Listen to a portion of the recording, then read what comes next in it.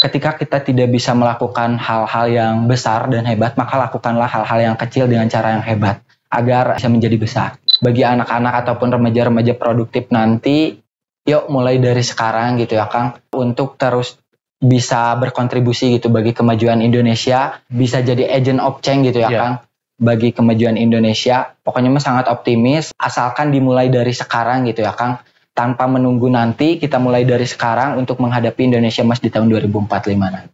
Seberapa penting sih bahasa Inggris menurut Kang Angga? Penting sekali, penting banget malahan. Bagi teman-teman, kenapa penting ya? Karena sekarang itu dari segi pekerjaan, banyak gitu ya pekerjaan ataupun perusahaan-perusahaan di luar sana yang mengharuskan pekerjanya itu bisa menggunakan bahasa Inggris. Terus dari segi pendidikan juga menurut Angga orang-orang yang bisa bahasa Inggris itu selangkah lebih maju gitu ya. Kenapa demikian? Kita juga bisa meraih impian-impian kita kalau kita mau melanjutkan perkuliahan ke luar negeri gitu. Kita juga bisa lebih gitu ya daripada yang tidak bisa berbahasa Inggris. Halo teman-teman Primary English, terima kasih masih menyaksikan Primary English Podcast. Hari ini kita senang sekali kedatangan seorang teman dari Mojang Jajaka Kabupaten Garut 2023, yaitu Kang Angga. Halo Kang Angga. Halo Kang. Oke. Apa kabar hari ini Kang Angga? Alhamdulillah baik Kang, sawihna. Alhamdulillah sehat juga ya. Baik, Kang Angga, sebelum kita ngobrol lebih lanjut ya, biasanya kami ingin mengetahui dulu sekarang kesibukannya lagi apa, kuliah semester berapa, dan seterusnya. Mungkin silakan. Oke, siap. Sebelumnya izin perkenalan diri, saya Angga Muhammad Rizky. Kebetulan sekarang sedang berkuliah di Institut Teknologi Garut, mengambil jurusan S1 Teknik Industri. Nah, untuk kesibukan mungkin sekarang saya sedang sibuk berkuliah, berorganisasi di intrakampus dan juga di luar kampus. Ya, baik. Tadi ngambil teknik industri semester berapa, Kang? Ya, teknik industri sekarang ada di semester 6. Semester 6 ya. Pertanyaan pertama mungkin kenapa mengambil jurusan teknik industri di ITG? Kan di ITG banyak nih jurusannya. Kenapa mengambil jurusan itu? Oke, sebenarnya sedikit lucu juga nih Kang ya, kenapa bisa ngambil jurusan teknik industri. Karena notabene Angga itu dari Garut Selatan gitu ya. Dulu tuh emang kayak mau kuliah nih, kuliahnya di mana? Nah, Angga searching nih beberapa perkuliahan yang nanti masa depannya teh bakal menjanjikan. Nah, ternyata pas search di Google terus di YouTube muncullah si teknik ini. Oke, kita cari teknik apa nih yang kira-kira bakal masuk di Angga. Ada teknik industri. Kenapa teknik industri? Karena dulu itu katanya teknik industri ini itu lowongan pekerjaannya nanti pas udah lulus bakalan banyak. Terus perkuliahannya juga mudah. Nah, cobalah untuk search dan lain sebagainya. Kebetulan di Garut kan rencana kuliahnya emang di Garut gitu ya Kang. Ada di Garut itu di Institut Teknologi Garut. Rencana mah dulu tuh antara mau teknik informatika atau teknik industri. Nah, alhasil milihlah teknik industri karena beberapa hal gitu ya Kang. Karena emang yang tadinya mau kerjanya kemana, kesana kesini, maksudnya kan pas baca-baca itu emang teknik industri itu luas gitu ya Kang. Kita belajar berbagai macam hal di teknik industri, bahkan kita juga belajar ngoding nih kayak anak-anak informatika di teknik industri. Kita juga belajar tentang mekanika, teknik kayak anak-anak mesin, pokoknya mah tentang akuntansi juga, kayak marketing, pemasaran, terus ada perancangan UMKM, kita di teknik industri juga belajar. Ternyata emang sempat ngerasa salah jurusan, tapi karena sekarang emang udah di semester 6 juga ya, udahlah jalani aja gitu ya buat di teknik industri ini. Oke, boleh dikasih gambaran lagi deh, seseru apa belajar di teknik industri? Ini mungkin ada teman-teman anak kelas 12 nih yang masih bingung nyari jurusan gitu. Boleh mungkin dari segi tadi mata kuliah udah disampaikan ya beberapa, tapi mungkin ada bagian-bagian yang serunya apa? Kemudian apa yang menjadi tantangan mungkin? Oke, di teknik industri ini kita itu karena belajar berbagai macam hal gitu ya Kang, karena kita belajar dasar-dasarnya aja bisa dikatakan kita ini sebagai teknik gado-gado gitu kan. Teknik campuran nih. Karena kita itu nggak fokus atau konsen di satu bidang, tapi kita ini belajar berbagai macam bidang gitu. Kayak yang aku sebutin tadi, informatikanya kita belajar, terus di bidang ke teknik mesinannya kita juga belajar, tentang akuntansinya kita juga belajar. Nah, hal yang paling seru di teknik itu, awalnya aku ngira teknik industri ini nggak bakalan banyak hitung-hitungan atau matematika, tapi ternyata teknik industri ini itu teman-teman lumayan juga ya, hitung-hitungannya lumayan banyak. Kayak emang mata kuliahnya itu sistem produksi, tapi ternyata kita ngitung lagi, wah pokoknya mah seru banget.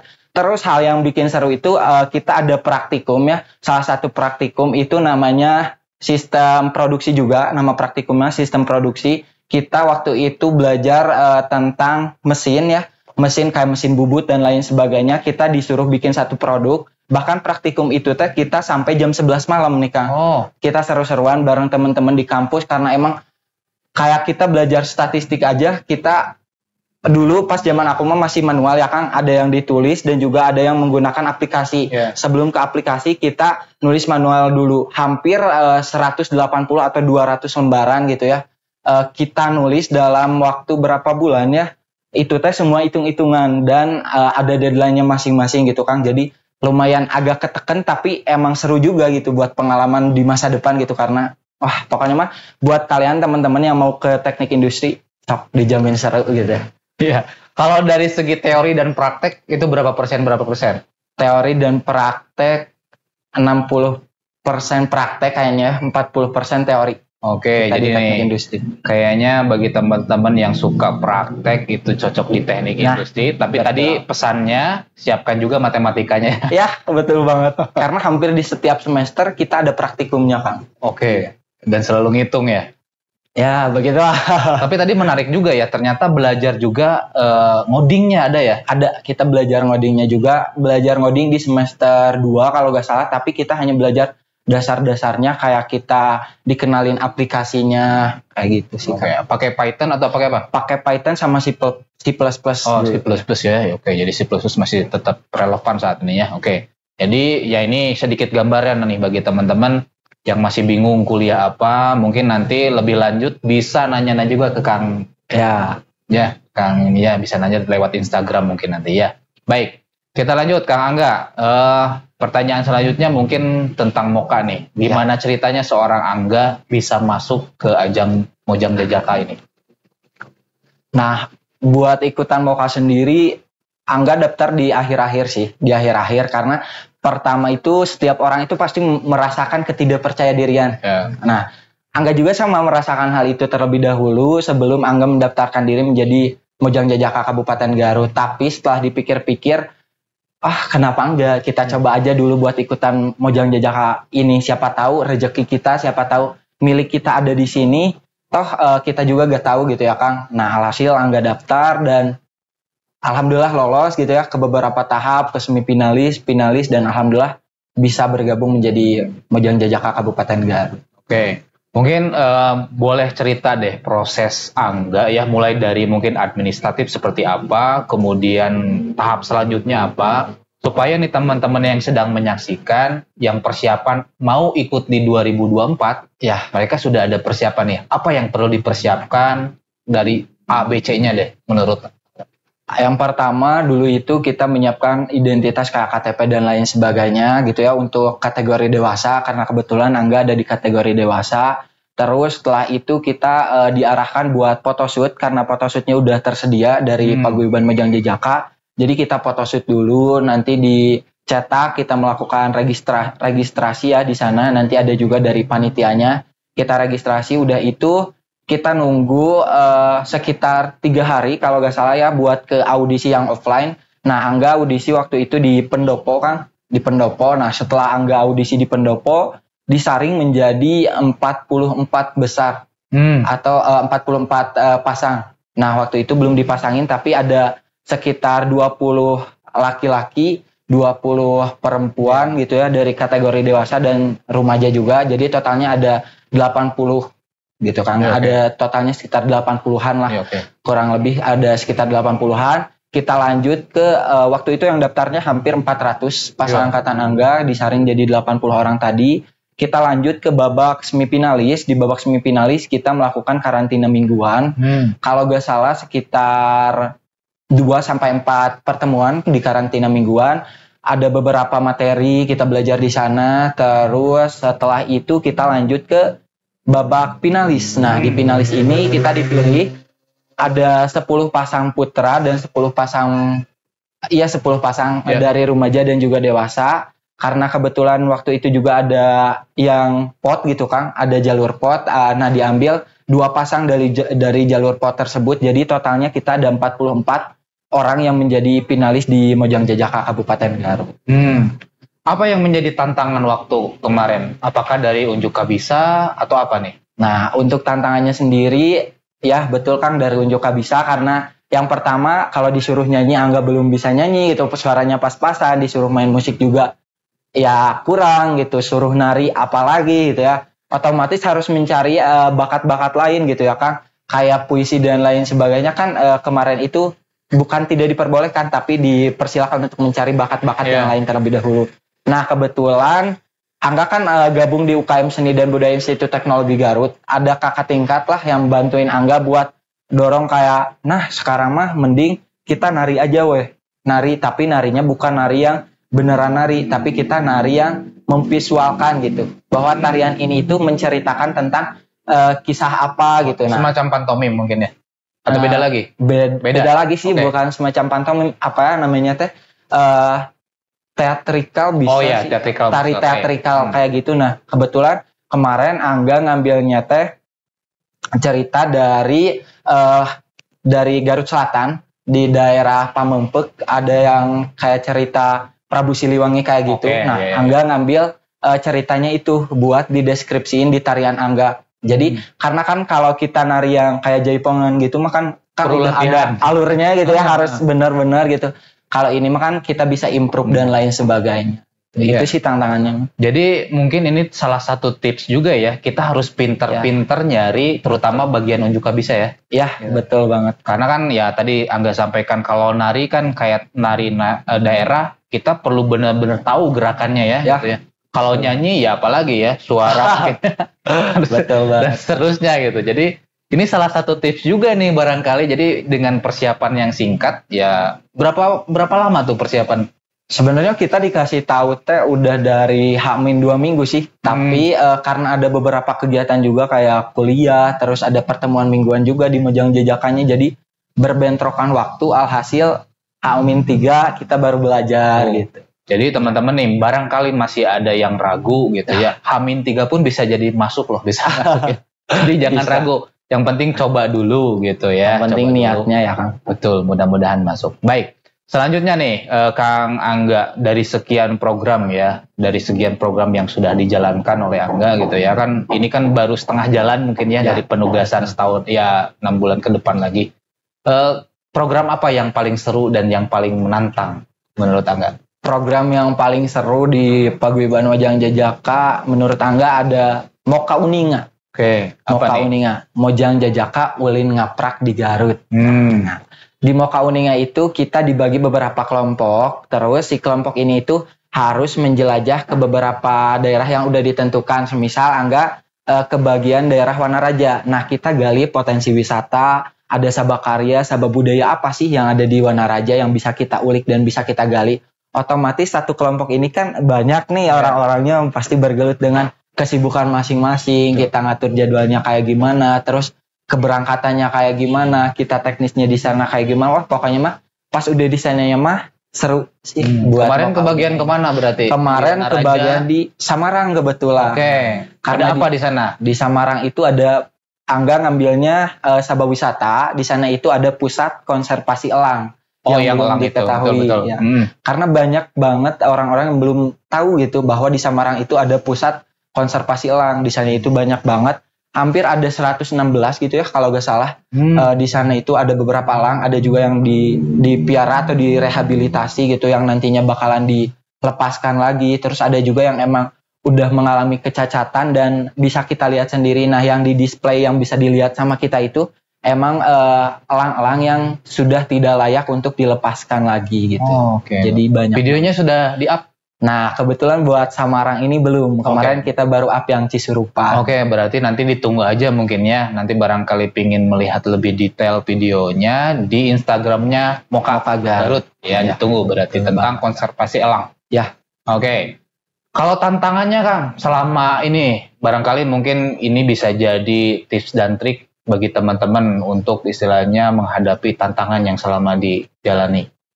Buat tantangan selama ikut kegiatan Mojang Jajaka kan dari segi waktu sih, Angga sendiri dari segi waktu buat ngatur kayak, emang kan organisasinya bukan di luar aja, kita juga di kampus ada organisasi ikutan Hima dan juga UKM Seni, terus sibuk sama perkuliahan, lebih ke harus pintar-pintar mengatur jadwal sih Kang. Kayak emang sekarang mau ke penugasan nih, terus ada jadwal kuliah dan lain sebagainya, lebih di arah itu sih Kang, dimana kita harus memprioritaskan waktunya.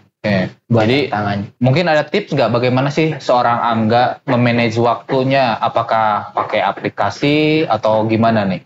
Kalau buat Angga sendiri sih lebih ke nulis aja jadwal kita yang mau dilakukan kegiatannya apa aja, terus kita tulis sama tangganya apakah ini berbentrokan atau enggak. Terus kalau semisal berbentrokan, kita atur jamnya apakah ini bisa berbarengan, maksudnya atau enggak, bisa kita lakukan dalam satu hari itu atau enggak. Kayak gitu sih Kang, lebih ke mengatur skala prioritasnya ya. Oke. Kalau ini kan manusia kadang moodnya itu tinggi, kadang ke bawah gitu ya. Kita ya jarang lah gitu ya. Bagaimana sih seorang Angga supaya menjaga mood tetap semangat nih dengan berbagai kesibukannya? Ya betul Kang. Cara menjaga mood agar biar tetap semangat dari Angga mah lebih ke self care aja sih, self care, self love gitu ya sama diri sendiri. Kalau semisal lagi capek, istirahat aja dulu gitu. Meskipun sebentar, tapi kita punya waktu buat istirahat. Kita punya waktu buat ngisi energi kita sendiri. Karena setiap manusia itu pasti tidak luput dari yang namanya lelah. Dan lelah itu pasti berimbas ke mood kita. Nah, kalau mood kita baik, insya Allah kita komunikasi dengan orang, ataupun kita berinteraksi dengan orang juga bakalan baik. Nah, beda hanya kalau kita mau berkomunikasi atau berinteraksi dengan orang, mood kita jelek, wah itu mah udah hancur gitu ya. Usahain aja buat self care sama diri sendiri. Kalau udah ngerasa lelah, istirahat aja dulu. Betul. Jadi betul sekali nih, istirahat juga perlu ya. Jadi kalau lelah istirahat aja dulu, nanti lanjut lagi ya. Baik, selanjutnya Kang, mungkin ada harapan besar nggak bagi Angga untuk keberlangsungan MOKA? Mungkin harapan besarnya apa nih? Harapan besar untuk Paguyuban Mojang Jajaka, karena kita ini merupakan ikon mungkin ya Kang, ikon akselerasi untuk perubahan gitu, perubahan promosi daerah gitu ya. Kemungkinan dari Angga, kita sebagai anak muda gitu, ayo bergabung gitu di Paguyuban Mojang Jajaka, karena toh Paguyuban Mojang Jajaka ini juga bisa memperluas ilmu kita, terus kita di sini juga bisa belajar. Semakin banyak orang-orang yang bergabung di sini di Paguyuban Mojang Jajaka, semakin banyak juga orang-orang yang bisa berkontribusi di luar sana. Tetapi tidak menutup kemungkinan juga ya Kang, orang-orang yang di luar sana ketika tidak masuk di Paguyuban Mojang Jajaka juga tetapi terinspirasi mungkin bisa melakukan hal yang sama dengan anak-anak di Paguyuban Mojang Jajaka. Tetapi harapannya semoga Mojang Jajaka kedepannya semakin maju dan berkembang. Ya, ini jadi istilahnya kita sama-sama membangun ya, sama-sama gotong royong. Gimana caranya untuk tetap berkegiatan positif ya, memberikan semangat-semangat positif ini ya. Baik, Kang Angga, mungkin ini selanjutnya kita pingin ngobrolin tentang pendidikan nih, kalau boleh ya. Karena sekarang Kang Angga lagi kuliah juga semester 6, ya mudah-mudahan berarti tinggal setahun lagi ya. Amin. Tahun depan ya, mudah-mudahan lah lancar sampai tahun depan ya, jadi selesai. Nah, kita pingin dengar pendapat juga nih dari seorang Angga ya, mengenai pendidikan Indonesia mungkin secara umum gimana nih? Pendidikan di Indonesia ini menurut Angga sekarang itu dia antara baik dan tidak baik sih Kang ya, menurut Angga. Kenapa demikian? Dikatakan baiknya ada salah satu yang menjelaskan bahwa sistem pendidikan di Indonesia ini berada di urutan keempat, tapi Angga lupa lagi sumbernya di posisi keempat. Yang pertama itu sistem pendidikan terbaik di Asia Tenggara itu ada Singapura, yang kedua ada Malaysia, yang ketiga ada Thailand, dan yang keempat itu ada Indonesia. Kenapa tidak baiknya? Kenapa Angga bicara tidak baik? Sistem pendidikannya yang kurang merata sih Kang. Sistem pendidikan yang kurang merata. Kenapa Angga berbicara demikian? Angga notabene dari Garut Selatan, pernah merasakan gitu ya Kang, kekurangan fasilitas itu kayak gimana gitu. Terus dari segi sarana dan prasarana yang kurang itu dampaknya ke kita itu gimana gitu. Terus apalagi anak-anak di Garut Selatan itu bukan banyak ya Kang, hampir gitu ya orang-orang di sana itu menjudge bahwa udahlah pendidikan itu sampai SMP aja atau sampai SMA aja gitu. Kebanyakan gitu ya Kang. Toh nantinya juga apalagi cewek katanya ya bakalan ke dapur dan lain sebagainya. Nah buat cowok juga banyaknya tuh diarahin buat kerja gitu ya Kang di Garut Selatan itu. Terus buat akses kayak Angga kemarin dapetin informasi perkuliahan kayak beasiswa dan lain-lain itu agak kurang sih Kang buat di Garut Selatan itu, karena emang di sana juga gitu ya masih kurang lah buat dari segi fasilitasnya gitu kalau di sekolah-sekolah. Iya, jadi ini juga menjadi wacana yang sering diisukan juga ya, bahwa kita perlunya kesejahteraan ya, Betul. baik dari segi fasilitas, kemudian mungkin gaji pengajar juga dan seterusnya ya. Ya mudah-mudahan ya kita istilahnya berharap lah pada pemerintah supaya ada langkah yang lebih baik untuk pendidikan terutama. Betul. Ya. Baik. Ini selanjutnya mengenai literasi nih Kang. Ini masih ada sangkut pautnya tentang pendidikan dan kita sering dengar juga bahwa ya literasi Indonesia, Garut, Jawa Barat kita masih rendah lah ya gitu ya. Ada pandangan nggak menurut Kang Angga bagaimana literasi? Terus mungkin ada saran juga, mungkin masukan, kekurangan dan kelebihannya, silakan. Bicara tentang literasi, Kang, kadang orang mengartikan literasi ini itu hanya sekedar membaca dan menulis saja. Tetapi menurut Angga literasi ini itu lebih jauh dari itu, di mana kita bisa mengelola informasi tersebut gitu ya Kang, yang berguna bagi kita. Kita bisa mengelolanya mana yang baik dan mana yang buruknya, mana yang harus disaring gitu ya Kang. Literasi di Indonesia ini emang cukup rendah, apalagi sekarang kita ada di generasi yang berbaur atau bergelut dengan teknologi ya Kang. Yang pastinya anak muda zaman sekarang itu pastinya lebih senang buat mendengarkan dan juga melihat visual ketimbang membaca gitu ya Kang. Nah hal ini itu jadi hal yang emang sulit gitu ya Kang untuk di remaja zaman sekarang, apalagi beda halnya dengan remaja-remaja zaman dahulu gitu ya Kang, yang bukan tidak bergelut tapi masih minim lah untuk akses teknologinya. Tapi untuk sekarang itu tantangan bagi kita anak muda itu emang beneran harus semakin diperjuangkan gitu buat literasi. Ya karena kita sekarang ada di zaman kita bergelut dengan teknologi. Ya oke. Kalau di kampus ini kan teknik industri ya, diperkenalkan nggak ya ChatGPT? Diperkenalkan, iya. Ya. Diperkenalkan. Sejauh mana nih? Saya pengen denger juga nih. Salah satu dosen pernah memperkenalkan tentang ChatGPT atau AI ini ya Kang.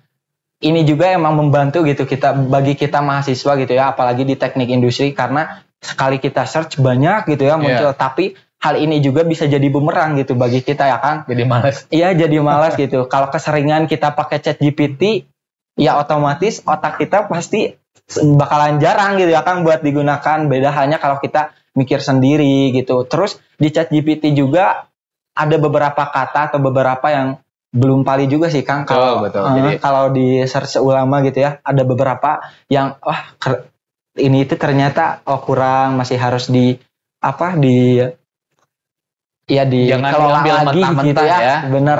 Jangan diambil langsung copy paste gitu langsung ambil ChatGPT ya. Jadi ini saya rasa ya harus diperkenalkan ya. Saya rasa harus cobalah ya itu artificial intelligence, kecerdasan buatan, karena ini seluruh dunia udah pakai itu gitu ya. Apalagi ini gratis kan. Gitu. Mau tidak mau gitu ya Kang, kita juga harus bisa menyesuaikan diri. Ya pakai, tapi tadi betul kata Angga, pesannya adalah jangan terlalu plek-ketiplek ngambil dari situ lah ya. Gitu. Betul. Kadang keliru juga informasinya gitu. Jadi harus dibaca ulang, kemudian ditelaah, ya disesuaikan kembali lah ya. Baik, Kang, saya percaya nih, ini masih tentang pendidikan. Saya percaya bahwa seseorang itu pasti telah menemukan buku yang menjadi salah satu inspirasinya ya. Mungkin Kang Angga boleh cerita nih bagi teman-teman buku yang paling menarik ataupun yang masih ingat setelah dibaca itu buku apa kira-kira Kang? Salah satu buku yang masih Angga ingat itu ada bukunya dari buku Atomic Habits gitu ya Kang.